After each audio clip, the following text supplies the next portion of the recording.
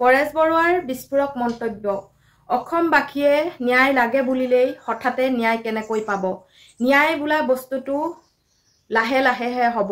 কোনো জাজমেণ্ট কোনোৱে দিব নোৱাৰে ইমান সোনকালেই ন্যায়।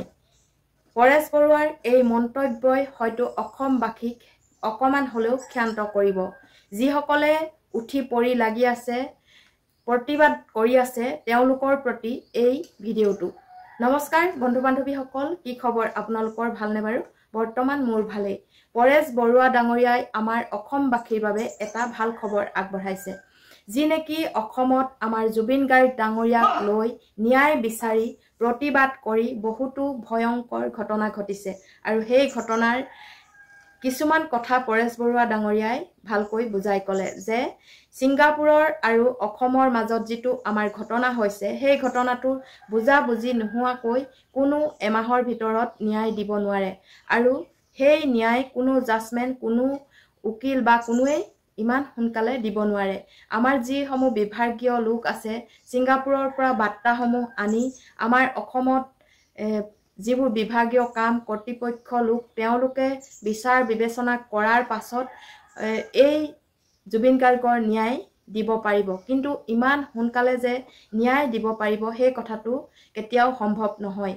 সেয়েহে অসমবাসীলৈ তেওঁ বিনম্ৰ অনুৰোধ যে জুবিন গাৰ্গৰ নামত কোনো ভয়ংকৰ কাণ্ড কৰি কাৰোবাৰ মৃত্যু হ'বলগীয়াকৈ প্ৰতিবাদ যাতে নকৰে। জুবিন গাৰ্গেও এনেধৰণৰ কৰ্ম বিচৰা নাছিল। তেওঁলোকৰ বাবে এই কথাষাৰ পৰেশ বৰুৱা ডাঙৰীয়াই আচলতে আগবঢ়াইছে। কিছুমান গানত আৱেগিক হৈ ধুমুহাৰ সৈতে খেলা, সাগৰৰ ঢৌৰ সৈতে খেলা, এনেধৰণৰ কিছুমান আৱেগিক গান গাব পাৰে, কিন্তু তাত প্ৰেক্টিকেল যিসমূহ আছে বা যিসমূহ প্ৰেক্টিকেল তাত কৰিব লগা, সেইখিনি কিন্তু আমাৰ নৱপ্ৰজন্মৰ তাৰ পৰা আঁতৰি থকাটো প্ৰয়োজন বুলি পৰেশ বৰুৱা মহাশয়ে আগবঢ়াইছে। সঁচাকৈ তেখেত আমাৰ অসমত নাই, তথাপিতো আমাৰ অসমৰ বাবে ইমানবোৰ সুপৰামৰ্শ দি থাকে, তেখেতক আমাৰ ফালৰ পৰা ধন্যবাদ জ্ঞাপন কৰিছোঁ।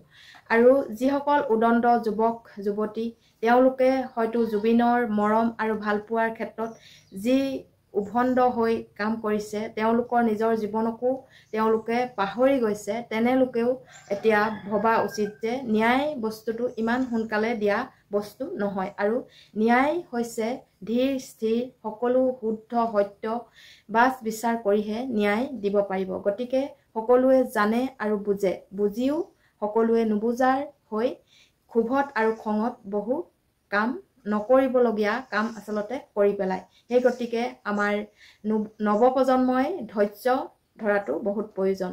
গতিকে পৰেশ বৰুৱা ডাঙৰীয়াই যিকেইটা আমাৰ আগলৈ মন্তব্য আগবঢ়ালে, শুনি যথেষ্ট ভাল লাগিল। সেয়েহে মই আপোনালোকলৈও থুলমূলীয়াকৈ কথাকেইটা আগবঢ়ালোঁ। ভাল লাগিলে লাইক, কমেণ্ট আৰু শ্বেয়াৰ কৰিবলৈ নাপাহৰিব। ধন্যবাদ।